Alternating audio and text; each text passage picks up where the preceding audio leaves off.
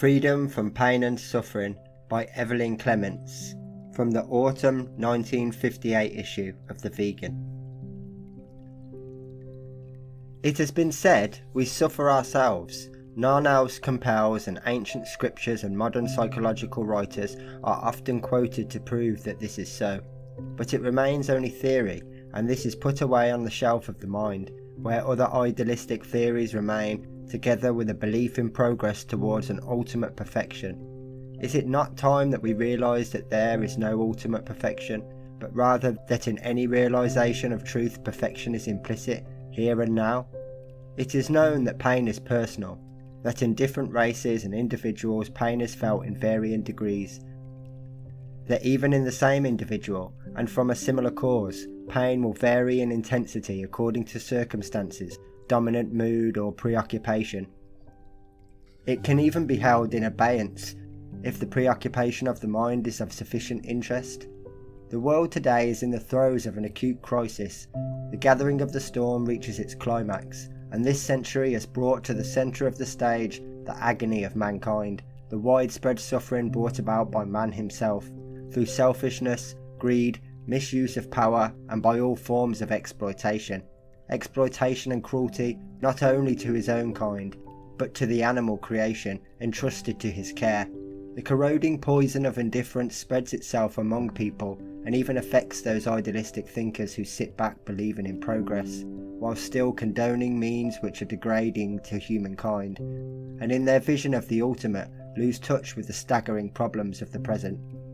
It is very interesting to find that the problem of pain is being investigated at a physio-psychological level, exploring the human equipment of mind and body to meet pain and the possibilities of transcending or changing the habitual channels through which first sensory feeling of pain passes into consciousness. Can we say that in our own experience we know what pain is? Very rightly, no doubt, we seek advice when sensory pain becomes acute, but have we any understanding of what is taking place?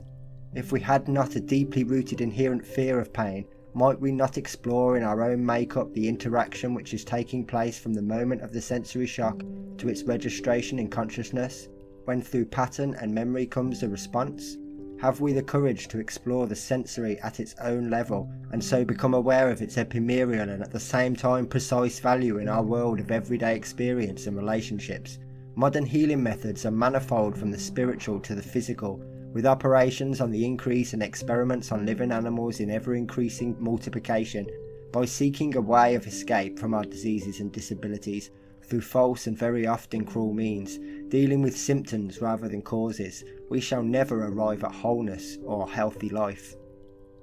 To reach a wholeness or integration of the personality, we need to explore the entire approach to pain and suffering, not by any yogic method of discipline and control, but by a complete acknowledgement of our present state, and an exploration of our whole equipment of mind and body, a cleansing and insight into our personal storage of habit and pattern.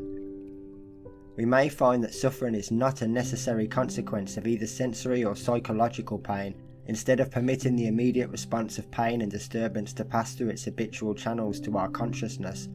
the transaction which with lightning speed registers in the mind, is it not possible in its first impact to explore to the root of the challenge before its passage to the mind? This is what takes place at times of acute crisis, either through a physical or mental challenge, for the first impression is not pain, but a concentration or alignment of the totality of the life forces to meet the urgent need of the moment, and fear and pain do not at once arise. Our consciousness at such a moment is working at a level beyond our normal experience. It has not been driven out of the body as it is by anaesthetic, but is at pinpoint alert and attentive, free from disturbance.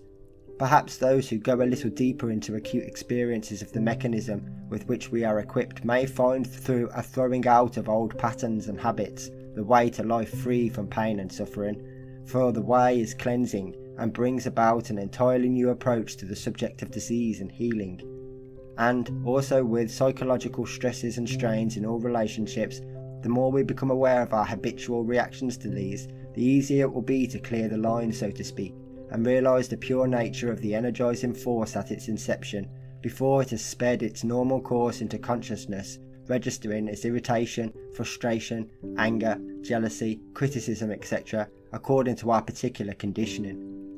It is by questioning and emptying the mind of all its storage of pattern and preconception that it can undertake investigation along these lines. It is by a real plunging into the experience of pain of either one's own or another's that we are able to rid ourselves of our age-old habits and wrong methods of treating disease in any part of the body and disharmony in the soul. A new approach which is neither so-called spiritual nor so-called physical, but is essentially religious in its wholeness, and which will disregard entirely and utterly all cruel experimentation on other creatures of the earth and air. Man will become the friend and protector of those other than human denizens of our world, they who have their own title to the heritage of the earth and are in our care.